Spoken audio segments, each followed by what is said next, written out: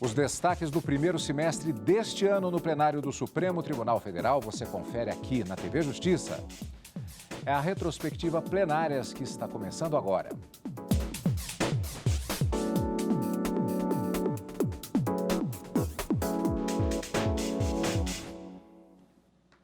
Esta é a última edição da retrospectiva do Plenárias no primeiro semestre de 2022, que marcou todo esse mês de julho deste ano, na expectativa da retomada das sessões ao vivo no plenário do Supremo Tribunal Federal a partir do dia 1º de agosto.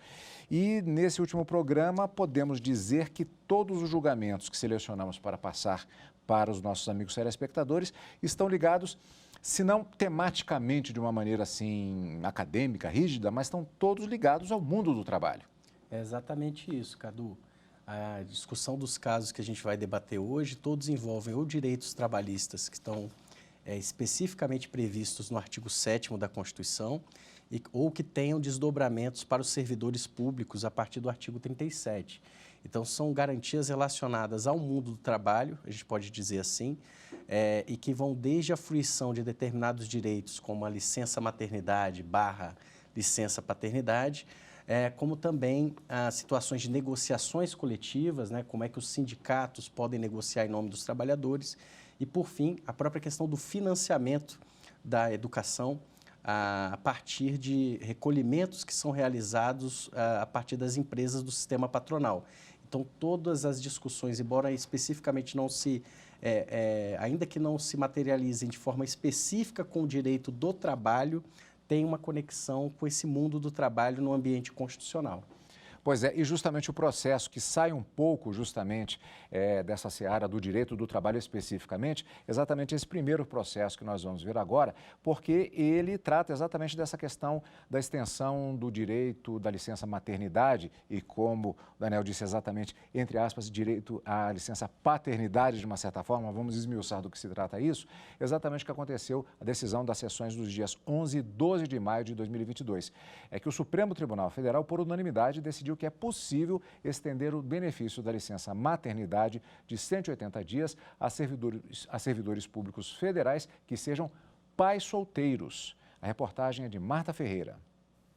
A discussão chegou ao plenário depois que o INSS recorreu de uma decisão do Tribunal Regional Federal da Terceira Região, com sede em São Paulo, que aceitou a concessão de licença paternidade de 180 dias a um perito médico.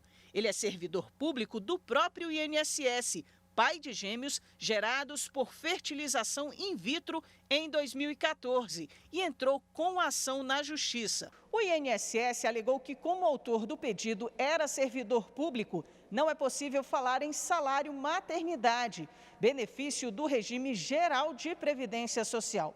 Em relação à licença análoga à gestante, afirmou que, na ausência da mãe biológica, a administração pública federal já reconhece esse direito aos servidores, independentemente de gênero ou estado civil. O relator da ação no Supremo é o ministro Alexandre de Moraes. No primeiro dia de julgamento, Moraes destacou os princípios da igualdade e frisou que a Constituição, ao conferir especial proteção à família, rejeita a discriminação entre homem e mulher no exercício da parentalidade. Assim, negou provimento ao recurso. Essa corte tem, como eu pretendi demonstrar, em alguns casos, presidente, tem reiteradamente realçado que a Constituição de 88, no artigo 227, bem como a partir da opção do Congresso Nacional, no Estatuto da Criança e do Adolescente, adotado a doutrina da proteção integral e o princípio da prioridade absoluta em relação às crianças e os adolescentes. Na retomada do julgamento, todos os ministros acompanharam o voto do relator. A questão aqui não se coloca na centralidade do pai, mas sim na centralidade da vida que brota deste gesto de amor, de abnegação, da vida que é verdadeiramente refletida no sentido genuíno da relação paterno-filial e materno-filial, que é adotar com a verdade do coração que muitas vezes está acima da verdade do sangue e que transforma a família numa comunhão de vida, numa história escrita a muitas mãos. É preciso enfatizar que este recorrido tem o direito constitucional de fazer a opção por ser pai e de ser o bom pai que ele quer ser. E nós queremos é que os homens se igualem às mulheres, assumindo esta presença e essa vontade de ser ótimos pais, como nós tivemos, e que não é secundário na vida de quem quer que seja. A presença da mãe é imprescindível, a do pai também é, e este recorrido, este homem, quer ser um bom pai, demonstrou isso e tem o direito. Negar que também o pai solteiro, que tem o mesmo poder, dever de cuidado com os filhos que a mãe, como destacou a ministra Carmen Lúcia, possa afastar jus ao afastamento laboral desse homem para se dedicar à prole, significaria, no meu modo de ver, resgatar a lastimável divisão sexual do trabalho, reforçando a discriminação e o preconceito contra a mulher no mercado de trabalho brasileiro. O recurso tem repercussão geral reconhecida, ou seja, a decisão deve ser adotada em processos semelhantes em todo o país. Alexandre de Moraes, então, propôs a seguinte tese. À luz do artigo 227 da Constituição Federal, que confere proteção integral da criança com absoluta propriedade, e do princípio da paternidade responsável, a licença maternidade prevista no artigo 7º, inciso 18 da Constituição Federal de 88 e regulamentada pelo artigo 207 da Lei 8.112 de 90, estende-se ao pai genitor monoparental. Foi uma decisão por analogia. Exatamente. É uma decisão por analogia, mas o que é mais interessante, Cadu, é que nessa decisão que se discutiu os direitos relacionados à chamada licença maternidade e à licença paternidade, o Supremo realizou uma espécie de mudança do centro de gravidade do que é os direitos associados à licença maternidade e à paternidade. Em vez de encarar esses direitos como tendo como referência o trabalhador ou a trabalhadora, o servidor ou a servidora, o que o Supremo fez, e foi a fala, inclusive, do voto do ministro relator, o ministro Alexandre de Moraes, foi de colocar a criança como centro de gravidade no qual esse direito orbita ao redor. Então, quer dizer, independente de quem seja, qual a estruturação familiar, né? Se é formada por uma mãe, por um pai, ou até por essas vertentes mais recentes, né, e contemporâneas do direito das famílias, né, arranjos homoafetivos e assim por diante, qualquer família vai ter essa proteção na qual a criança tem uma centralidade, que é a chamada doutrina da proteção integral, conforme o voto do ministro Alexandre de Moraes. Decisão importante, portanto, um dos destaques do primeiro semestre de 2022. Agora a gente vai para a sessão do dia 8 de junho deste ano. O plenário do Supremo Tribunal Federal, por maioria, decidiu pela necessidade de negociação coletiva antes de demissão em massa de trabalhadores. Reportagem de Marta Ferreira. O caso diz respeito à dispensa em 2009 de mais de 4 mil empregados da empresa brasileira de aeronáutica, a Embraer. No recurso, a empresa e a Eleb Equipamentos questionam decisão do Tribunal Superior do Trabalho que estabeleceu, em relação a casos futuros, a necessidade de negociação coletiva antes de demissão em massa. O caso tem repercussão geral reconhecida, ou seja, a decisão deverá ser adotada em casos semelhantes em todo o país.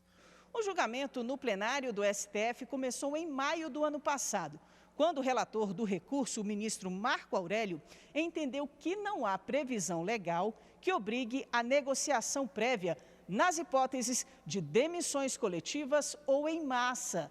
Na ocasião, acompanharam o relator os ministros Nunes Marques e Alexandre de Moraes. Os ministros Edson Fachin e Luiz Roberto Barroso divergiram por entenderem que o TST não exigiu acordo ou autorização prévia para a demissão, mas apenas que os representantes dos sindicatos sejam ouvidos e tenham o direito de apontar outras saídas. O julgamento foi retomado com o voto vista do ministro Dias Toffoli, que acompanhou a divergência. Reputo imprescindível a participação prévia dos sindicatos profissionais, como requisito de validade das dispensas coletivas, por imperativo constitucional no que tange à garantia do pleno emprego, ao valor social do trabalho, bem como ao disposto no artigo 8º 3 da Constituição Federal, o qual requer-se investir os sindicatos de legitimidade para a defesa dos direitos e interesses coletivos ou individuais das categorias profissionais. De outro vértice, ao contrário de macular o princípio da livre iniciativa, a medida trará vantagens também ao empregador, que, por meio do diálogo e técnicas de negociação, e aqui vale frisar, não se trata de pedir autorização ao sindicato, mas de envolvê-lo em um processo coletivo com foco na manutenção de empregos, poderá encontrar soluções alternativas ao rigor das dispensas coletivas, evitar a incidência de multas, contribuir para a recuperação e o crescimento da economia do país, ou da região, ou do município, bem como para a valorização do trabalho humano e a existência digna, cumprindo de modo efetivo a sua função social. As ministras Carmen Lúcia e Rosa Weber e o ministro Ricardo Lewandowski também votaram pela validade da decisão do TST. Tendo como sendo imprescindível a participação prévia dos sindicatos profissionais como requisito de validade nas dispensas coletivas, especialmente nas dispensas em massa, que geram uma grande estabilidade não apenas para cada um dos trabalhadores, como para toda a sociedade. Esta negociação na fórmula que foi apregoada aqui, especialmente a partir do voto e da proposta de tese do ministro Barroso, a quem estou acompanhando no sentido de ser imprescindível o diálogo democrático nos termos da Constituição, no cenário constitucionalmente estabelecido, o que não significa que se tenha uma autorização como vinculante para o resultado. Da vigência da Constituição de 1988, das convenções internacionais da OIT ratificadas pelo Brasil relativas a direitos humanos e, por consequência, direitos trabalhistas, e em face da leitura atualizada da legislação infraconstitucional do país, é preciso, ou é inevitável, diz o acórdão, concluir-se pela presença de um Estado democrático de direito. O ministro Gilmar Mendes votou com o relator. Já o ministro Alexandre de Moraes mudou o voto, acompanhando agora a divergência. Assim, o plenário, por maioria, decidiu pela necessidade de negociação coletiva antes de demissão em massa, com a seguinte tese de repercussão geral. A intervenção sindical prévia é exigência procedimental imprescindível para a dispensa em massa de trabalhadores, que não se confunde com autorização prévia por parte da entidade sindical ou celebração de convenção ou acordo coletivo. Reforçando o que disse agora no final a ministra Rosa Weber. Não é a necessidade de uma autorização do sindicato, mas a palavra-chave seria negociação. É exatamente isso, né? O precedente fixou a natureza dessa negociação como um requisito procedimental. É necessário um procedimento, que é típico até dos sistemas chamados de democracia deliberativa, em que se propõe um diálogo com os interessados e que aí há uma expectativa, Cadu, de que os sindicatos, né, e os empregadores possam entrar em acordo quanto a possíveis alternativas, que não a medida extrema que seria a demissão em massa. Então, o que o tribunal fixou é a necessidade desse espaço de diálogo, mas não de resultado, ou de que haja uma autorização para que isso aconteça. Destaques, portanto, do Supremo Tribunal Federal no plenário, no julgamento do primeiro semestre. E a gente tem mais destaques daqui a pouquinho, logo depois do intervalo, aqui no Plenárias.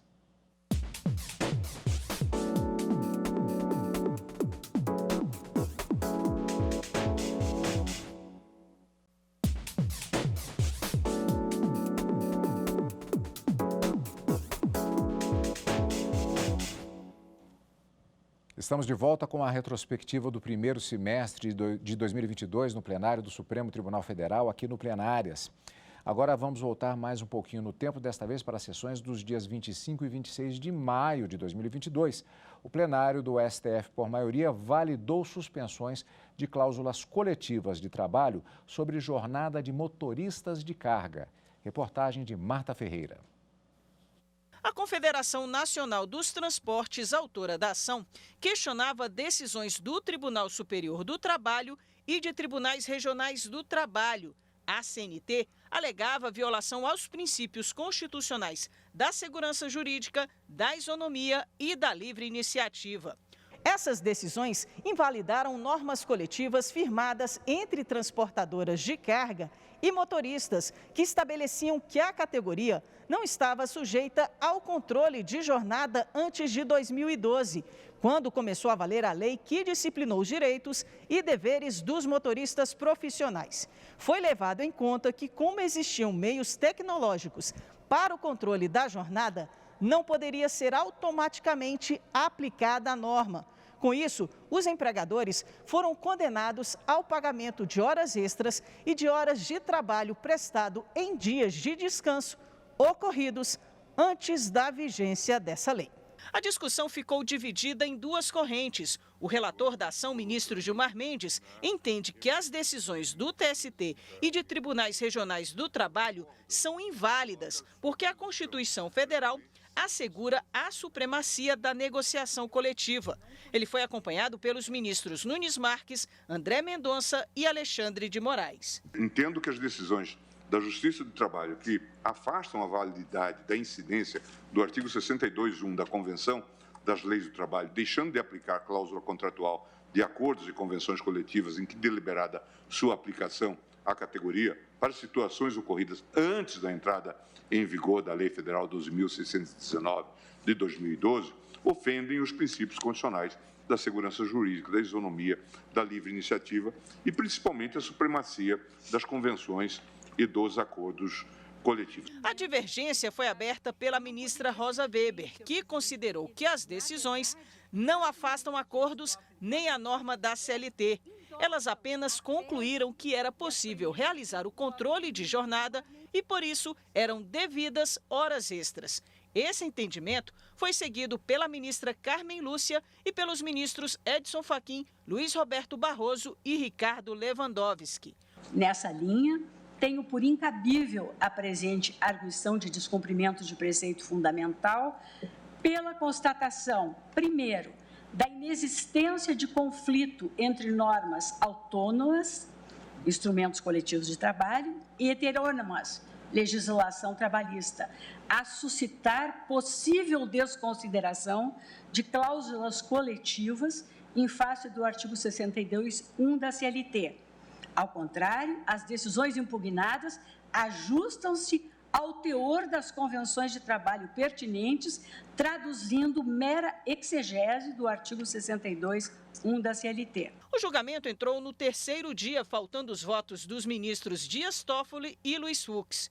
Toffoli votou pela improcedência da ação. A meu ver, com as mais respeitosas vênias, as decisões judiciais da Justiça do Trabalho que procedem a essa análise à luz de cláusula convencional remissiva ao 62.1 da CLT, não estão negando validade aos referidos acordos coletivos, que apenas determinaram a sua incidência. Pelo contrário, tais decisões promovem a interpretação do dispositivo de acordo com as provas produzidas nos autos, de forma a verificar se o trabalhador litigante poderia ou não ter sua jornada fiscalizada pelo trabalhador, se estava ou não anotada na sua carteira e no registro de empregados, se o controle de jornada é ou não compatível, naquele caso concreto, com a atividade externa exercida, porque não estava explicitamente na cláusula afastada a sua possibilidade de não recebimento de horas extras.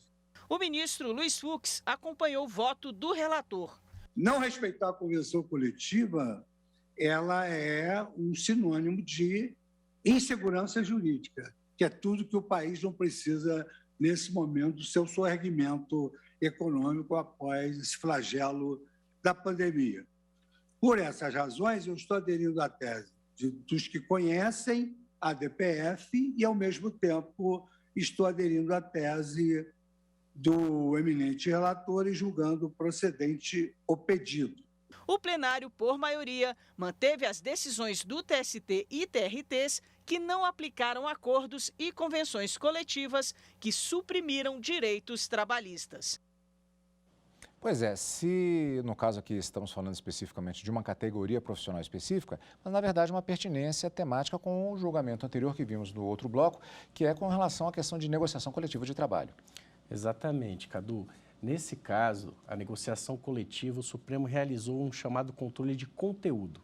Enquanto no precedente anterior, que destacamos aqui no programa de hoje, a discussão era sobre se era necessário ou não, no âmbito do procedimento, haver uma fase coletiva em que se negociam as tratativas quanto às alternativas da demissão em massa ou não. Neste caso aqui específico, o Supremo fez uma análise de conteúdo. E essa análise de conteúdo tem pelo menos 2 vetores. Primeiro, houve ampliação ou redução de direitos trabalhistas nessa negociação. Em segundo lugar, em caso de haver alguma limitação desses direitos por negociação coletiva, é possível afastar essa negociação em prol de normas trabalhistas que assegurem direitos mais amplos? E o que o tribunal decidiu, e até por uma maioria bastante apertada, foram 6 votos a 5, no sentido de que a negociação coletiva que limita o direito do trabalhador, ela pode sim sofrer controle judicial. Então, esse que foi, vamos dizer assim, o ponto central desse precedente, que é uma análise de conteúdo e não só da mera ocorrência do procedimento de uma negociação coletiva. Mais um destaque, portanto, na área trabalhista, especificamente no plenário do Supremo, no primeiro semestre. Nós agora vamos rever a cobertura da sessão dos dias 1º e 2 de junho deste ano. O Supremo Tribunal Federal reconheceu por maioria a validade de acordo coletivo de trabalho sobre horas de deslocamento do empregado. Marta Ferreira. O caso começou porque um empregado de uma mineradora queria o pagamento de horas de trajeto pelo tempo de ida ou de retorno do trabalho. O problema é que uma cláusula de um acordo coletivo previu o fornecimento de transporte pela empresa aos empregados e a suspensão do pagamento pelo tempo de percurso. O Tribunal Regional do Trabalho da 18ª Região de Goiás decidiu a favor do trabalhador, porque a mineradora fica em local de difícil acesso, o que daria ao empregado o direito de receber pelo tempo gasto com o deslocamento. O TST manteve a decisão e a empresa então entrou com recurso no Supremo Tribunal Federal, alegando violação do princípio constitucional da prevalência da negociação coletiva. O caso tem repercussão geral reconhecida. A questão foi levada a julgamento no plenário para definir se há a prevalência do negociado sobre o legislado. Isso porque a reforma trabalhista de 2017 privilegiou a possibilidade de negociação de direitos, ao incluir na CLT um artigo que prevê diversas hipóteses em que as convenções e acordos coletivos se sobrepõem à lei. O relator é o ministro Gilmar Mendes. Ele aceitou o recurso por reconhecer a validade de acordo ou convenção coletiva de trabalho, ainda que disponha sobre a redução de direitos trabalhistas que podem ser negociados. E em relação especificamente às horas em itinerário, o Supremo já chegou à conclusão de que se trata de direito que pode ser pactuado entre trabalhadores e empregadores de forma diversa ao previsto na legislação trabalhista. Esse entendimento restou, inclusive, explicitado na reforma trabalhista. A Lei 13.467 de 2017 alterou a redação do artigo 58, parágrafo 2º da CLT, para fazer constar que o tempo despendido pelo empregado, desde a sua residência até a efetiva ocupação do posto de trabalho e para o seu retorno, caminhando ou por qualquer meio de transporte, inclusive fornecido pelo empregador, não será computado na jornada de trabalho, por não ser tempo à disposição do empregador. Trata-se, portanto, de direito suscetível de disposição, sujeito à autonomia da vontade coletiva expressa mediante acordo e convenção coletiva. André Mendonça, Nunes Marques e Alexandre de Moraes acompanharam o relator. Eu entendo que o inciso 26 do artigo 7º também é um grande e importante direito social do trabalhador, no sentido de privilegiar a sua autonomia de vontade, representada pelo sindicato, mais incorporada a sua autonomia de vontade para discutir direitos disponíveis. Acho que é muito importante, como o eminente ministro relator bem colocou, inclusive numa tabela, no voto, a questão da disponibilidade dos direitos. Não é possível, obviamente, uma convenção, acordo coletivo, afastar um direito social consagrado na Constituição, um direito social reconhecido por tratados internacionais devidamente incorporados no nosso ordenamento jurídico, mas é possível a negociação de direitos disponíveis, como, a meu ver, é exatamente o caso. A divergência foi aberta pelo ministro Edson Fachin, que foi acompanhado pela ministra Rosa Weber. Entendo que do imperativo de ampliação da efetividade desses direitos sucede um dever de não regressividade, a demandar que medidas de restrição ao seu exercício se deem mediante justificação concernente à totalidade de direitos sociais, econômicos e culturais, em atenção a um patamar civilizatório mínimo que está na própria Constituição brasileira. O sistema de proteção das relações de trabalho opera, então, pela garantia desses patamares mínimos, de forma a não se admitir o retrocesso, porquanto a noção de concretização dos direitos fundamentais sociais requer a manutenção da rede de proteção ao trabalhador, posto que medidas flexibilizadoras implicam desfazimento do sistema constitucional de garantias de direitos sociais trabalhistas e o esvaziamento da orientação à atuação negocial coletiva. Os demais ministros seguiram o voto do relator. Lendo a Constituição Federal e os dispositivos que asseguram os direitos trabalhistas materialmente fundamentais, lá não encontro, como integrante do patamar mínimo, este direito de remuneração necessária pelo pagamento das horas ou do tempo em que o empregado está em trânsito para o seu local de trabalho.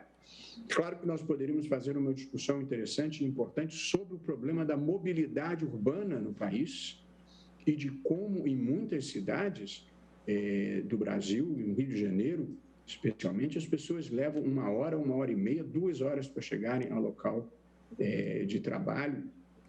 E isso é um problema que precisa ser enfrentado, porque compromete gravemente a qualidade de vida de qualquer pessoa que tenha que passar 3 horas no trânsito entre ida e vinda para o trabalho. O plenário, por maioria, reconheceu a validade de acordo coletivo de trabalho sobre horas de deslocamento do empregado, ou seja, ficou definida a prevalência do negociado sobre o legislado, com a seguinte tese firmada. São constitucionais os acordos e as convenções coletivas que, ao considerarem a adequação setorial negociada, pactuam limitações ou afastamentos de direitos trabalhistas, independentemente da explicitação especificada de vantagens compensatórias, desde que respeitados os direitos absolutamente indisponíveis. Mais um processo que cria liame com os anteriores, formatando a jurisprudência do Supremo em relação a essas questões trabalhistas relativas às negociações coletivas. Exatamente, Cadu. Nesses 3 precedentes que nós comentamos no programa de hoje, há 3 variações sobre a ideia do direito coletivo do trabalho. Então, as negociações coletivas apareceram no primeiro como uma fase procedimental importante para que as negociações trabalhistas se desenvolvam. Não tem caráter autorizativo, mas um caráter de procedimento, de diálogo. No segundo precedente, que foi o anterior, nós discutimos a importância de verificar se nessas negociações há ou não restrição de direitos. E o Supremo discutiu, no caso, se seria possível um controle judicial para as hipóteses em que a negociação coletiva avança sobre direitos que estão previstos na CLT. Esse terceiro precedente ele tem uma nota de especialidade, porque ocorreu a chamada negociação coletiva. Em segundo lugar, se discutiu uma situação em que houve limitação de direitos fundamentais. Mas aí o Supremo estabeleceu uma nova camada de entendimento, que é de saber o seguinte: os direitos com relação aos quais a negociação coletiva se desenvolve, eles envolvem dimensões disponíveis ou indisponíveis, né? E o que o Supremo definiu por maioria, os 3 precedentes foram por maioria, né? é a ideia de que essa disponibilidade, quando ela é possível, vale a negociação coletiva, ainda que limitando os direitos do trabalhador. Então, perceba que é interessante observar como que em torno de um mesmo tema, a partir de situações ou de ampliação ou de limitações de direitos, o Supremo está aí realmente pintando essa aquarela ali dos direitos constitucionais do trabalhador, do artigo 7º, e estabelecendo limites e possibilidades de interpretação desses direitos. Decisões do primeiro semestre no plenário do STF. Assim fechamos a nossa retrospectiva deste mês de julho e já voltamos com as sessões plenárias ao vivo já a partir da próxima semana. Exatamente. Dia 1º de agosto é a abertura do segundo semestre judiciário e a sessão ordinária no dia 3 e a extraordinária no dia 4. Doutor, queria agradecer muito a sua presença conosco aqui, está sempre acompanhando aqui os trabalhos da TV Justiça. Voltaremos a nos encontrar brevemente, eu tenho certeza, e não apenas para acompanharmos as retrospectivas, mas as sessões do plenário do Supremo Tribunal Federal. Muito obrigado pela sua participação. Eu que agradeço, Cadu. Oxalá. E você acompanha o Plenárias aqui na TV Justiça, na Rádio Justiça e também pelo YouTube. Como sempre, obrigado pela sua companhia. E continue conosco aqui na TV Justiça.